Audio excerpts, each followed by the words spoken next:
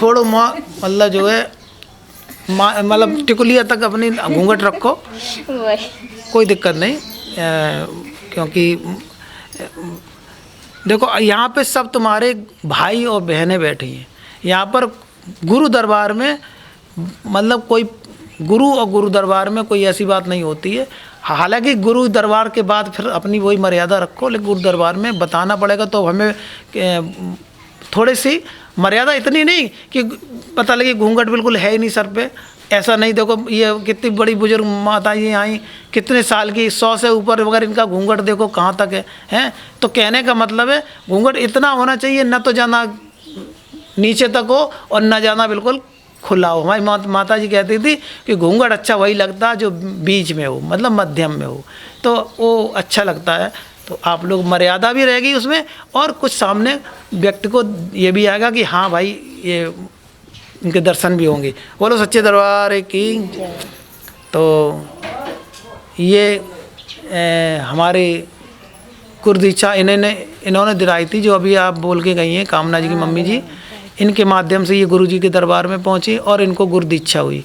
और गुरदीक्षा के बाद फिर इन्होंने कैसे योग किया या इन्हें वहाँ से क्या प्राप्त हुआ, तो गुरु महाराज के दरबार में जब आपको दीक्षा कब हुई थी, कितने साल हो गए आपको? 23 गए थे। 23 गए थे, यानी ये तीसरी साल है, तीसरी साल। 3 साल पहले इन्होंने गुरदीक्षा ली है, और 3 साल पहले के बाद फिर आपको दीक्षा में क्या दिखाई पड़ा था जब सबसे पहले दीक्षा हुई थी?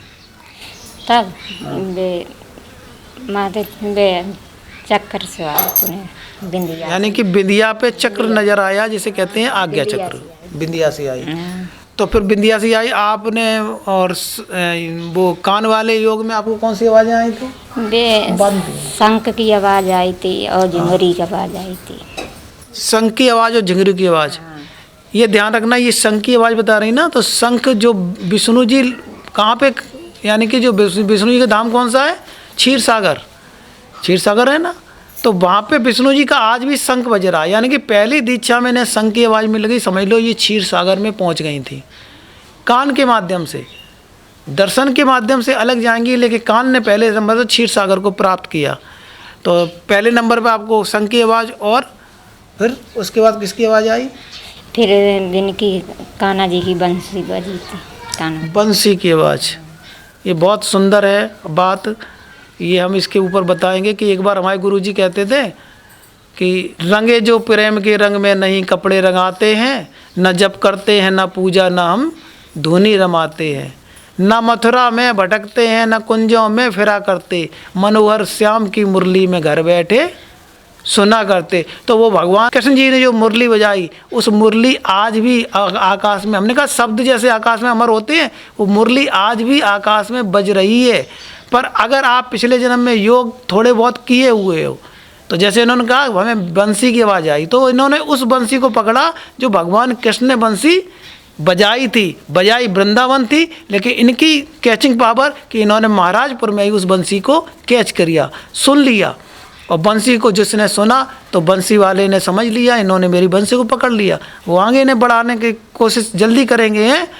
ध्यान रखना, ये भगवान की आभूषण है, आवरण है, और भगवान के ये यंत्र हैं। उन यंत्रों से भगवान को प्राप्त करने के ये सिंबल है, जिस तरीके से हम इन्हें प्राप्त कर सकते हैं।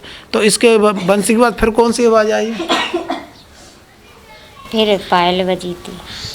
पायल, ये पायल की भी आवाज़ है। हमने एक वीडियो में बताया था ना कि हम लोग पायल को समझते हैं कि कोई चुड़ैलिया आ गई, लेकिन चुड़ैलिया नहीं होती है वो, है पायल। ये परमात्मा की कहते हैं ना, जब परमात्मा के धाम में जाओगे तो परमात्मा पायलों से, हो सकता है वहाँ परियां नाच रही हो तो उनकी पायल की आवाज़ शक्ति के रूप में तुम्हें सुनाई पड़ रही है। और अगर गुरु नहीं मिले तो फिर तुम्हें उन्हें चुड़ैली ही समझोगे, भयभीत हो जाओगे। गुरु मिल जाओगे तो भय निकल जाएगा, पता लग जाएगा ये परमात्मा के ही क्षेत्र की आवाज़ें हैं, उन्हें पाने से हमें शक्तियाँ प्राप्त होती हैं।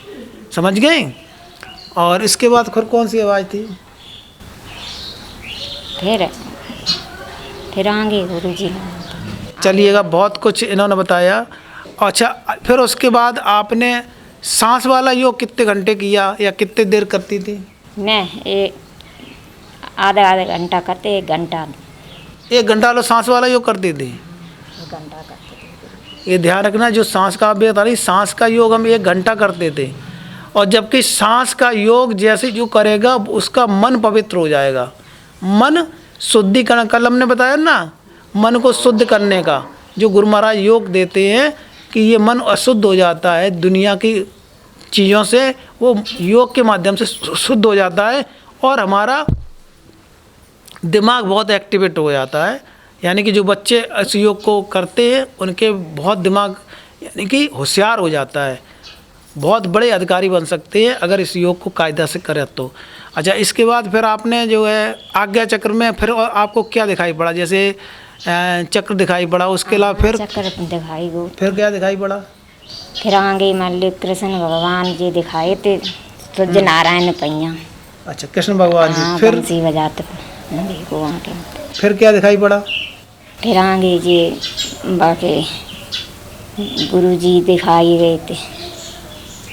गुरु जी दिखाई पड़े? हाँ, गुरु जी दिखाई दे, कन्नपुरा भाई। अच्छा, कन्नपुरा वाले गुरु जी दिखाई पड़े। अच्छा, फिर एक दिन बे नंगली बाई गुरु जी सत्संग हो रो, तो नंगली बाई गुरु जी आते, इनके बान्ना चांद सांवले रंग के आते।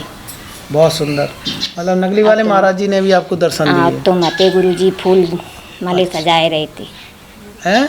फूल माले सजाए रहे थे। अच्छा, फूल सजा रहे थे, मंच सजा रहे थे, यानी कि गुरु महाराज की मंच की सेवा में लगे हुए थे। अच्छा, चलो इसके बाद फिर क्या दिखाई पड़ा? फिर गुरु जी मैंने बे सीता और बे देखी थी, सीता और राम लक्ष्मण। सीता राम लक्ष्मण, यानी कि भगवान रामचंद्र जी के भी आपको दर्शन हुए हैं माँ जानकी के साथ में। अच्छा, और फिर मैंने अनसुईया जी बे देखी। सती अनसुईया का भी दर्शन हुए आपको? हाँ। अच्छा, बहुत सुंदर। और भी कुछ आया आपको? फिर मैंने हनुमान जी को मान लो देखो तो पहाड़ पैया मान लो आंत पधारे थे, उड़े जाते।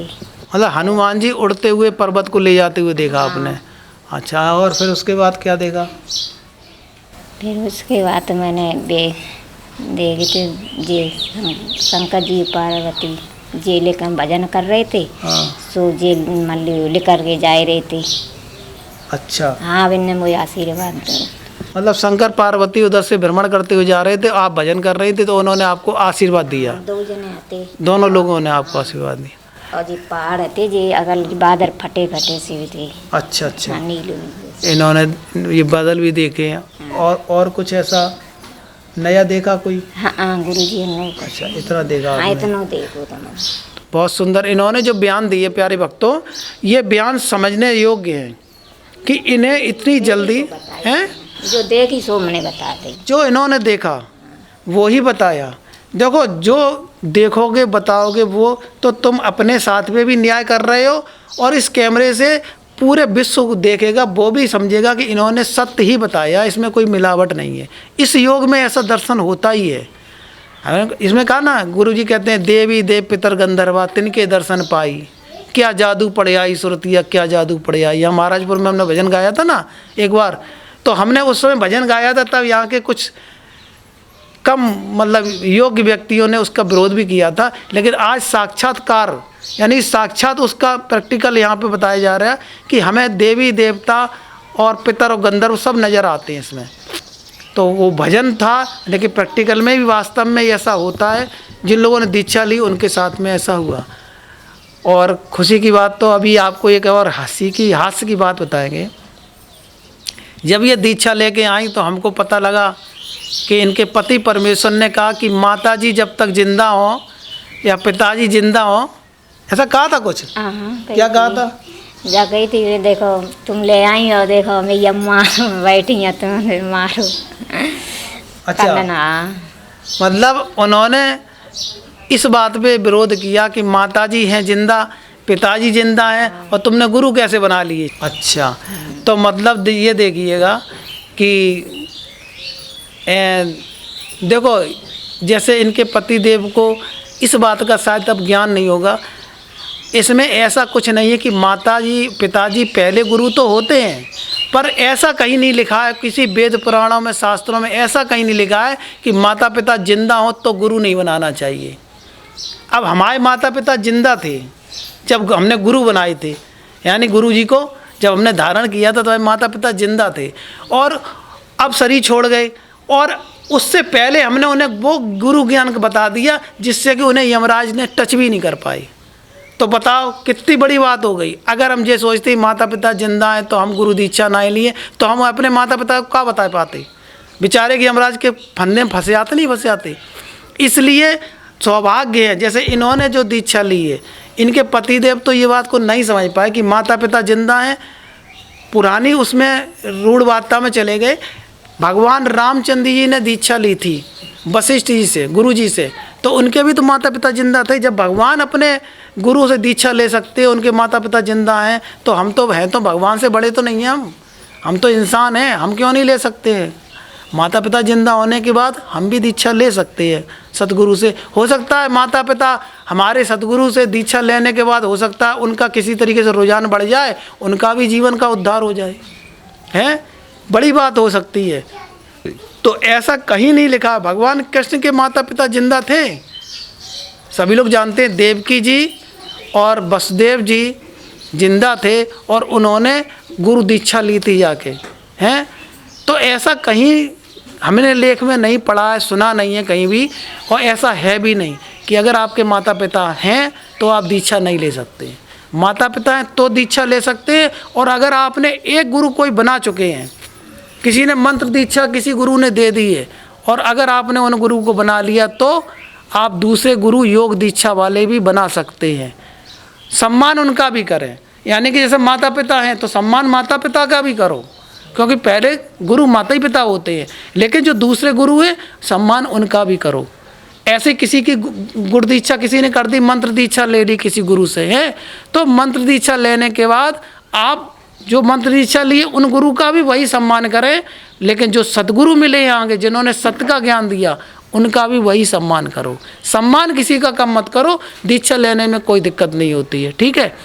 तो प्यारे भक्तों, जैसे कि आप अभी सुन रहे हैं इनकी बयान परमात्मा के, इनके पति देव ने जब इन्हें इस बात को क्रोधित हुए, और क्रोधित होने के बाद तो 1-2 साल बाद हम ये कामना जी की मम्मी की के यहाँ गए थे, तो इन्होंने कहा था गुरुजी जब आए तो हमें बता देना। तो इन्होंने बता दिया, तो हमने जब बता तो पति देव ने कहते हैं मारो तो दीक्षा लेने के बाद।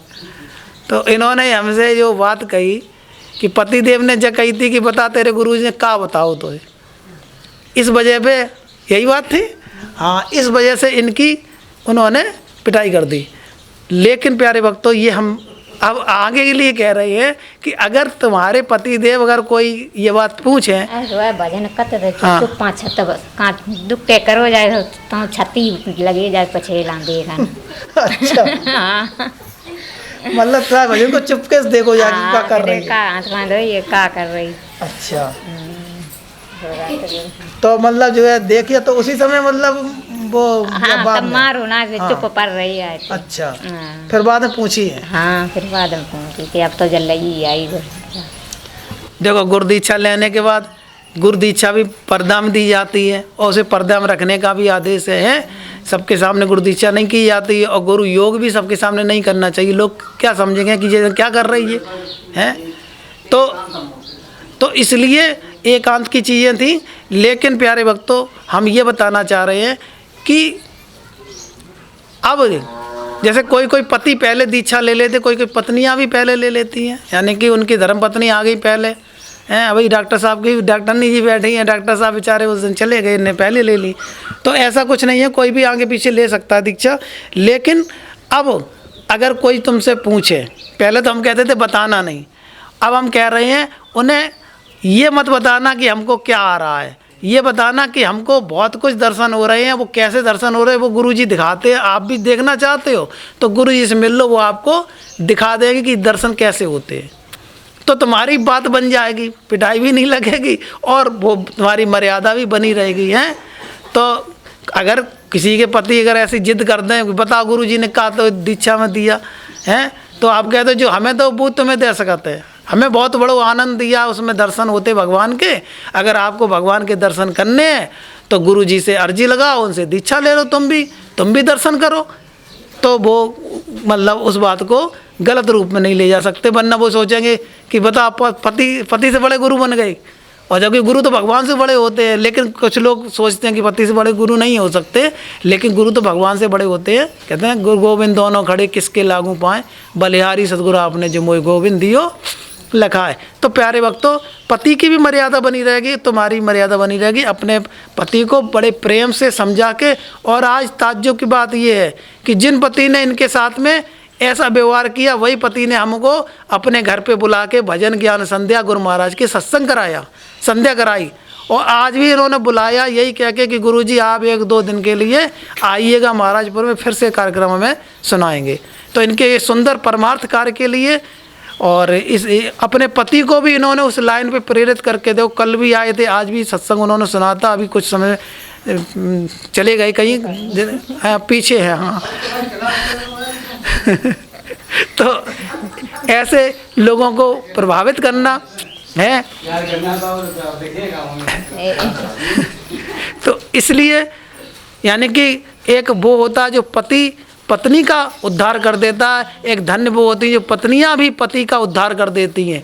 तो वो रे सती अनुसुईया और माँ सावित्री जैसी पत्नियों में गिनती की जाती है, और एक पति होते हैं जो अपनी पत्नियों का उद्धार कर देते हैं। दोनों ही एक ही गाड़ी के दोनों पहिए हैं, एक दूसरे का सपोर्ट करें। धर्म के काम में ज़रूर, अगर धोखे से पति उस चीज़ को नहीं जानना तो प्रेरणा दे के उसे जनाए और उसे भी उस धर्म के रास्ते पे ले जाए। वो पत्नियां अपना उद्धार करती है, पति का उद्धार करती, और अपने पूरे खानदान का उद्धार कर देती हैं। क्योंकि जहाँ एक दीपक जल जाएगा तो वहाँ समझो फिर लगातार दिवाली होती चली जाएगी, दीपक जलते ही जाएंगे। बहुत सुंदर इनके बयान। इनके लिए, सभी भक्तों के लिए, हमारे भक्तों को भी प्रेरणा दीजिए कि ये लोग कैसे करें। किसी की बताइए किस तरीके से योग करें। जैसे हमें सब दिखाने मान लो, सब योग करें मान लो, सभी मान लो आधा घंटा बैठें चाहे 1 घंटा योग मान लो। तो योग करने में आपको खुशी मिलती है? हाँ बहुत। हाँ। तो इतनी खुशी मिलती है बयान नहीं कर सकती। और इनका कहना यही है कि धर्म के काम में देखो, हमारे पिताजी ने हमें एक बात कही थी, हमारे पिताजी के पिताजी यानी कि हमारे गुरुदेव ने हमसे एक बात कही थी, जो करणपुर वाले गुरुजी है, हम अपनी बताए दे रहे हैं, इसको गलत रूप में नहीं लेना। उन्होंने कहा अगर माता पिता की आज्ञा मानना तुम्हारा बहुत बड़ा कर्तव्य है, लेकिन अगर माता पिता तुम्हें सत्य के मार्ग में न जाने की आज्ञा दें तो उनकी भी आज्ञा तुम्हें ठुकराने में तुम्हें कोई पाप नहीं लगेगा। सत्य के मार्ग में तुम बढ़ रहे हो, अगर तुम्हें माता पिता कह रहे इधर नहीं जाइए तो आप उनकी न बात माने मगर सत्य के मार्ग में बढ़ जाएं, क्योंकि अगर बढ़ जाओगे तो तुम माता पिता का भी उद्धार कर ले जाओगे। अगर उनकी बात को सुनकर रुक गए तो अपन डूबोगे, माता पिता भी डूब जाएंगे तुम्हारे।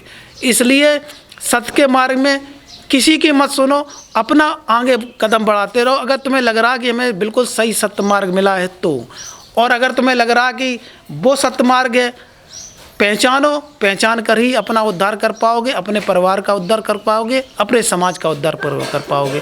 तो इन्होंने बहुत सुंदर प्रेरणा दी है कि चाहे कितनी भी यानी कि समस्याएं आ जाएं, पर योग को नहीं छोड़ना चाहिए, और आध घंटा 1 घंटा से कम योग नहीं करना चाहिए। जो लोग इतना करते हैं उनको निश्चित रूप से जैसे आज इनको दर्शन हुए ऐसे उन सबको दर्शन होंगे, और आगे इनको परमात्मा की शेष क्लास की प्राप्ति बहुत जल्दी होगी, क्योंकि ये लगातार निरंतर करती चली जा रही है। जो निरंतर चल रहा है, कछुआ निरंतर चलता है, खरगोश दौड़ता है, तो जीत किसकी होती है? कछुआ की होती है, क्योंकि वो निरंतर चलता है, वो एक दिन अपनी मंजिल पा लेता है। लेकिन खरगोश थककर रुक जाता है तो वो हार जाता है। बचपन में हमने कहानी सुनी थी, वो कहानी आज इसी पे डिपेंड है कि आप गुरु महाराज के जो क्रिया योग ध्यान तरीका बताया है उसको निरंतर करते जाइए, तो एक दिन आपकी विजय होगी, और आपके साथ में आपके परिवार और आपके गांव और आपके समाज की भी विजय होगी। और सामाजिक कार्य करते जाए, जितने लोगों को हो सके ये सुंदर सूचना दें और उन्हें जोड़ने का प्रयास करें। क्योंकि देखो, डाकू तो डाकू का ग्रुप बनाते हैं और देवता देवताओं का ग्रुप बनाते हैं। ग्रुप माने समूह। आप अपने समूह बनाइए जहाँ पे आपके सात्विक विचार के, अच्छे विचार के लोग जुड़ें, और अपने समूह को आगे बढ़ाइए। सब लोग चाहते हैं हमारी संख्या ज़्यादा हो, तो आप लोग चूँकि भगवान से जुड़े हैं, सत्य से जुड़े हैं, तो आप अपने समूह को बढ़ाएं। और जो है जो वैसे डाकू लोग होते हैं वो तो अपने समूह बढ़ाते हैं, लेकिन विजय किनकी होती है? जो सत्य का समूह बढ़ाते हैं। आपको बहुत अच्छा सत्य का मार्ग मिला। बोलो सद्गुरुदेव भगवान की जय। इनके लिए जोरदार तालियां। ये समाज के लिए कार्य इन्होंने करके दिखाया परमात्मा चैनल पे। बहुत बहुत धन्यवाद। ठीक है, चलो।